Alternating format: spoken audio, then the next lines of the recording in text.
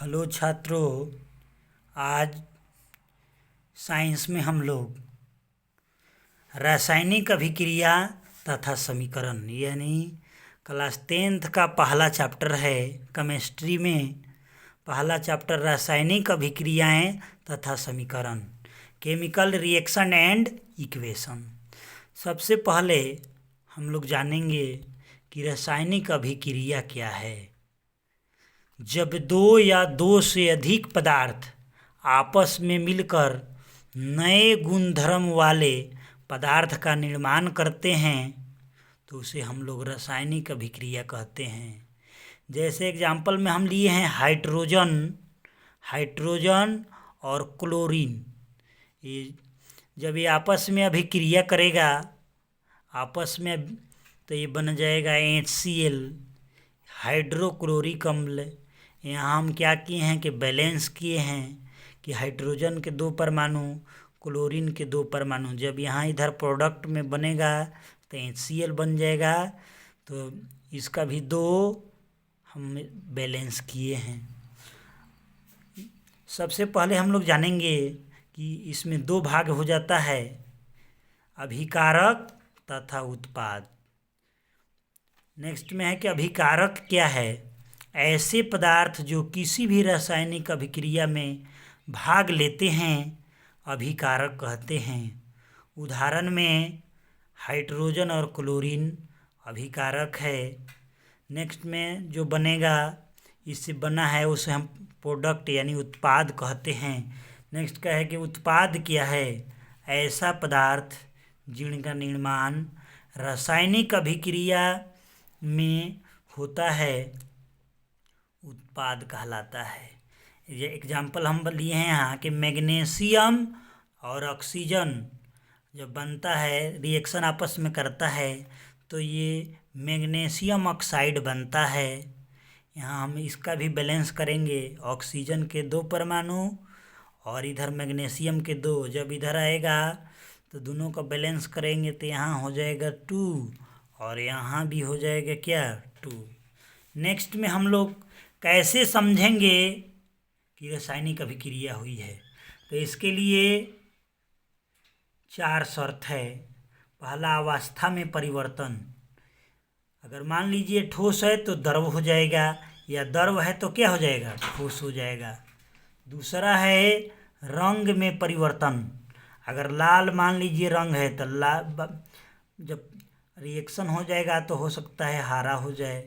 Gas का निकास या उत्सर्जन।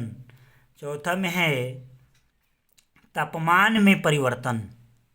मान लीजिए अभी अगर तापमान रिएक्शन से पहले 40 है और जब रिएक्शन पूरा होगा तो 100 डिग्री हो सकता है।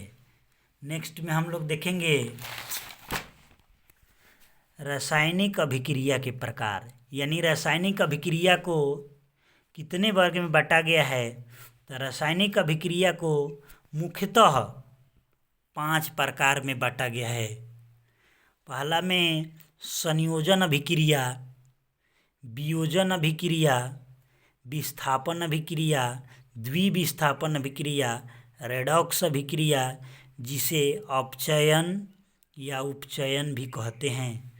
संयोजन अभिक्रिया के देखेंगे हम लोग, ऐसी अभिक्रिया जिसमें 2 या 2 से अधिक अभिकारक मिलकर एकल उत्पाद का निर्माण करता है, यानी 2 मिलेगा और 1 का निर्माण करेगा, उसे हम संयोजक अभिक्रिया कहते हैं। जैसे हम यहाँ एग्जाम्पल लिए हैं कि सोडियम ऑक्साइड, एस का मतलब होता है सॉलिड। जब ये जल से रिएक्शन करेगा तो बनाता है एकल यहाँ निर्माण करेगा, यानी 1 का निर्माण करेगा, CaOH2 यानी कैल्शियम हाइड्रोक्साइड। दूसरा एग्जाम्पल ये हैं कि जब कार्बन ऑक्सीजन से अभिक्रिया बनेगा तो यहाँ बनाएगा कार्बन डाइऑक्साइड। तीसरा उदाहरण लिए हैं कि जब हाइड्रोजन ऑक्सीजन से अभिक्रिया करेगा तो जल का निर्माण करेगा। यहाँ पर भी बैलेंस करना पड़ेगा, 2 4 तो यहाँ भी 2 हो जाएगा, यानी ऑक्सीजन 2 तो 2। नेक्स्ट में है कि ऊष्माक्षेपी अभिक्रिया क्या है। ऐसी अभिक्रिया जिसमें उत्पाद निर्माण के साथ साथ ऊष्मा भी उत्पन्न होती है, उन्हें ऊष्माक्षेपी रासायनिक अभिक्रिया कहते हैं। उदाहरण के लिए हम प्राकृतिक गैस का दहन, यानी प्राकृतिक गैस का जलना। जैसे CH4 ऑक्सीजन से अभिक्रिया करेगा तो आपका ये मेथेन हो, मेथेन जब ऑक्सीजन से अभिक्रिया करेगा तो कार्बन डाइऑक्साइड और जल तथा ऊर्जा मुक्त करेगा। नेक्स्ट में दूसरा उदाहरण लिए हैं श्वसन। श्वसन का एग्जाम्पल है कि ग्लूकोज प्लस ऑक्सीजन जब आपस में टूटेगा तो बनता है कार्बन डाइऑक्साइड, जल और ऊर्जा निकलता है। आप घरे आराम से बैठें और घरे बैठकर तैयारी करें, काहे कि जो कोरोना वायरस की स्थिति है वो बिहार में दिनों पर दिन और ख़राब होते जा रहा है। तो सीरियसली आप स्टे टू होम और स्टडी अच्छे से करें। अब हम लोग आगे नेक्स्ट मिलते हैं।